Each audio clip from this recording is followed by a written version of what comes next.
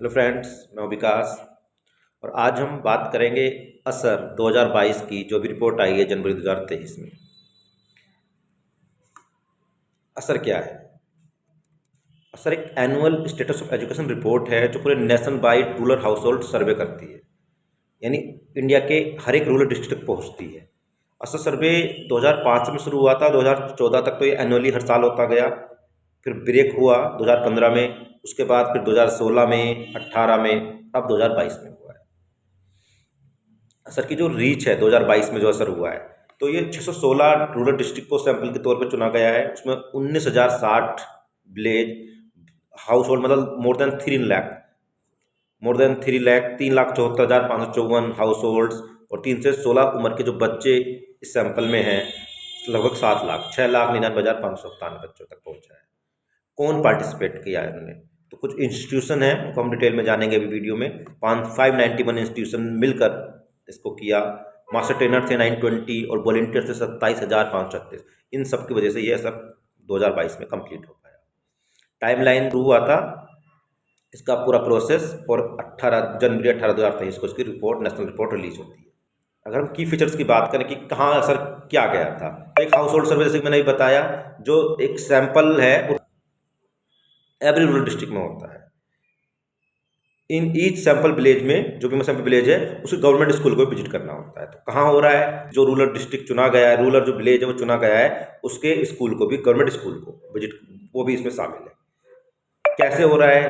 तो इसका जो बेस माना गया है 2011 की सेंसस को माना गया है। तो उसमें से 30 विलेज को रैंडमली चुन लिया गया है, हर एक डिस्ट्रिक्ट के, हर एक ईच डिस्ट्रिक्ट के 30 विलेज को रैंडमली चुन लिया। अब वहाँ उन हर विलेज में 20 हाउस होल्ड को रैंडमली चुन लिया गया है। जो 20 हाउस चुने गए हैं उस घर में 3 से 16 साल के हर एक बच्चे का सर्वे हुआ है, और 5 से 16 साल के हर बच्चे का असेसमेंट किया गया है। सर्वे बोल रहा हूँ, एक बार मैं असेसमेंट बोल रहा हूँ। सर्वे में मेरा डाटा लिए गए, इन्फॉर्मेशन ली गई है, तो वो सर्वे हो रहा है। और जो असेसमेंट हुआ है वो 5 से 16 उम्र के बच्चों का हुआ है। कौन की बच्चे कहाँ मिले? वो जो 20 ओल्डर विलेज के, जो 20 वो घर है, वो 20 बार कैसे चुने गए? जो वो 30 गाँव चुने गए थे। जो 30 गाँव कहाँ से? ये रैंडम सैम्पलिंग के थ्रू सारा काम हुआ है। ये क्लियर हो गया किसका कैसे हुआ है? 2011 के सेंसस को आधार पर क्या असेसमेंट किया है? Child in sampled house hold, तो 1 to 1 एक एक का हुआ है, सब ग्रुप में बैठा के नहीं हुआ है, 1 to 1 हुआ है। ये एक असेसर है और एक बच्चा है, उनके बीच की बातचीत हुई। बिल्कुल क्लियर। ग्रुप में या सबको एक साथ कोई क्वेश्चन पूछ लिया, सामूहिक जवाब आ गया, उस तरह का। ठीक है।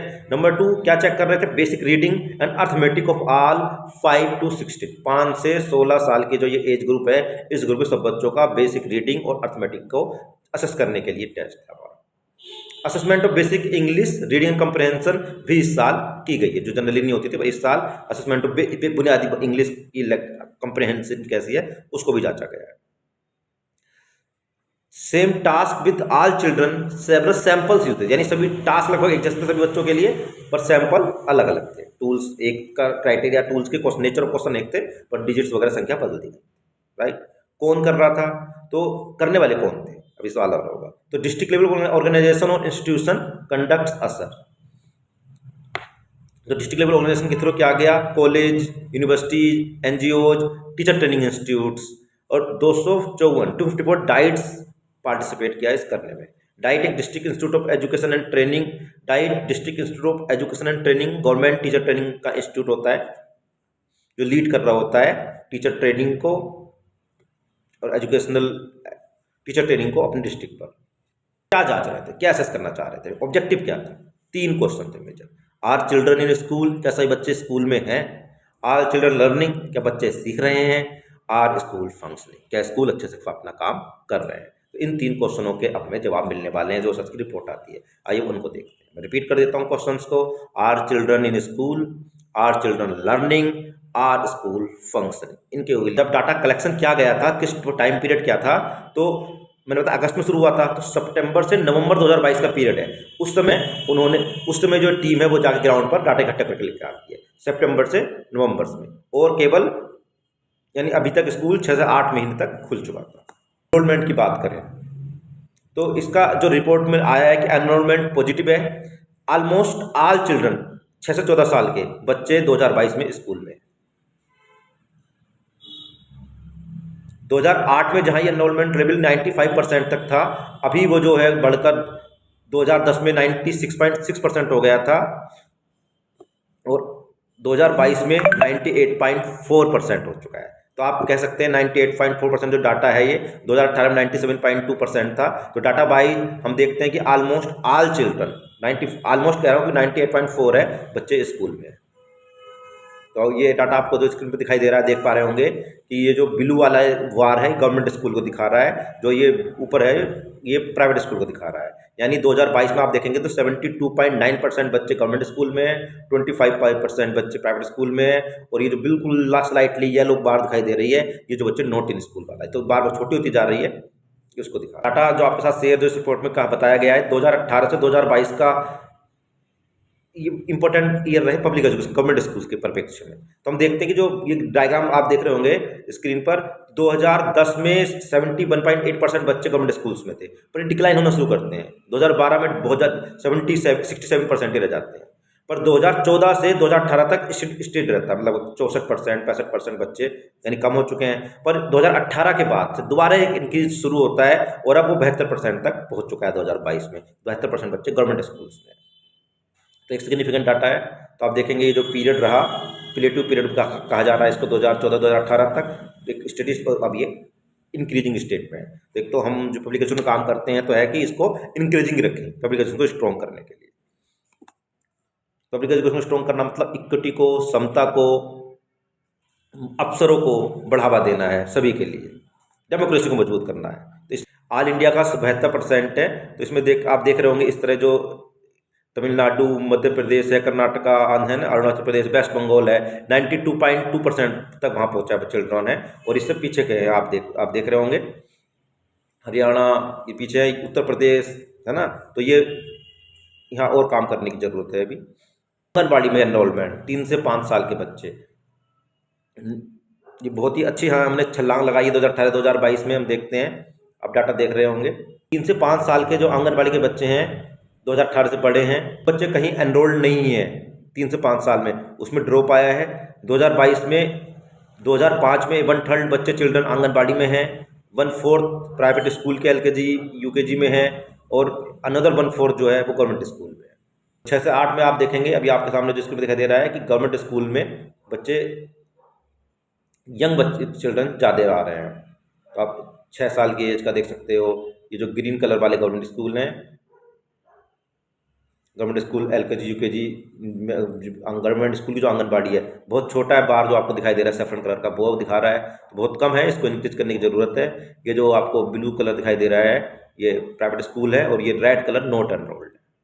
अभी होता जो नक्शा मैप दिखा रहा है वो ये दिखा रहा है कि उस दिन वहाँ पर अटेंडेंस डाउन थी एक्चुअली डाटा के पे, है ना। तो ये एक दिन की बात नहीं है, पूरे रिसर्च सर्वे के द्वारा निकल के आया। तो आप देखेंगे 2022 में जो अटेंडेंस है ओवरऑल वो इंक्रीज हुई है, टीचर अटेंडेंस बढ़ी है बिल्कुल। चिल्ड्रन की अटेंडेंस तो लगभग उतनी ही है, आप देखेंगे पहले भी 72 पर थी, 2022 में 72% है, पहले भी लगभग इतनी ही रहती थी। टीचर की अटेंडेंस में थोड़ा आप देखेंगे इंप्रूवमेंट हुआ है, 86-87 पर। जो एक मेजर डाटा आया है कि ट्यूशन बहुत बढ़ा है 2018 से। पहले ट्यूशन 2018 में 26% था, तो 30% जो है बच्चे ट्यूशन को प्रेफर करने लगे। पेड क्लासेस मतलब आउटसाइड ऑफ ट्यूशन, जब मैं कह रहा हूँ तो इसका मतलब paid classes outside of school. Children पढ़ रहे हैं क्या, अब उस सवाल पे आते हैं जिसको आप इंतजार कर रहे होंगे। तो इस तरह का जो आप स्क्रीन दिखाई दे रहा है टूल्स थे जिनके थ्रू असेस किया गया है, रीडिंग का आप देख सकते हैं, है ना, और ये अर्थमेटिक में जो यूज हो रहा था। उसके बाद जो डाटा निकल के आया है 2018 में 28 था, 2020 कोविड ईयर था इसलिए कोई रिपोर्ट नहीं हुई, पर थोड़ा सा निपुण भारत गोल जो है मैं यहाँ याद दिला दूँ आपको, वो 100 गोल है कि 100% बच्चे क्लास 3 तक बुनियादी भाषा और गणना सीख जाए, जो हमारा निपुण भाषा का गोल है। तो उस और एक तो ये निकल के आ रहा है इस रिपोर्ट से, अगर देखते हैं पेंडेमिक ईयर के बाद ये रिपोर्ट आई है, तो इसको जरूर ध्यान रखें। तो बहुत ही ज़्यादा ग्रेटर एक रिकवरी की जरूरत है। आप देख रहे होंगे अभी हम 2018 में 27-28% पे चल रहे थे एबल टू रीड जो कर रहे थे, अब हम 20 पे आ गए हैं, 25 पे आ गए, 20 पे आ गए हैं, मैथ में 25 पे आ गए 28 के मुकाबले। जो देख रहे हैं अलार्मिंग है। तो FLN या निपुण भारत जो ये NEP के दौरान आया है, इसीलिए इसकी सिचुएशन कंटेक्स्ट सेट होता है क्यों जरूरत पड़ रही है। तो एक रिकवरी प्रोग्राम जो सब स्टेट चला भी रहे हैं, तो बहुत ज़्यादा हमें करने की जरूरत है, जो बच्चे हमारे दोबारा से हम सब इंक्रीजिंग हो, आगे बढ़ सकें।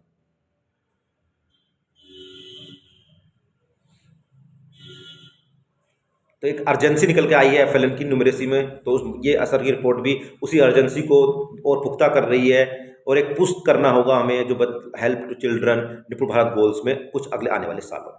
ये उस दोबारा से ये डाटा है जो असर की रिपोर्ट भी जो हम निपुण में काम कर रहे हैं उसी की ओर कह रहे हैं कि उसे कितना किए जाने की जरूरत है। जो लोगों को लगता है कि प्राइमरी पर क्यों फोकस है, FLN पर क्यों फोकस किया जा रहा है, तो ये सारे डाटा NEP से लेकर जितनी भी रिपोर्ट्स हो रही हैं, असर की रिपोर्ट जो भी आई है, दोबारा से हमें अलार्म कर रही है कि एक ग्रेटर रिकवरी प्रोग्राम चलाए जाने की ज़रूरत है। बच्चों को जो लॉस हुआ है FLN स्किल्स में, उनको पूरा करने के लिए, क्योंकि यहीं अगर पिछड़ गए तो फिर वो दौड़ ही नहीं पाएंगे, आगे के स्किल तो बहुत दूर रह जाते हैं।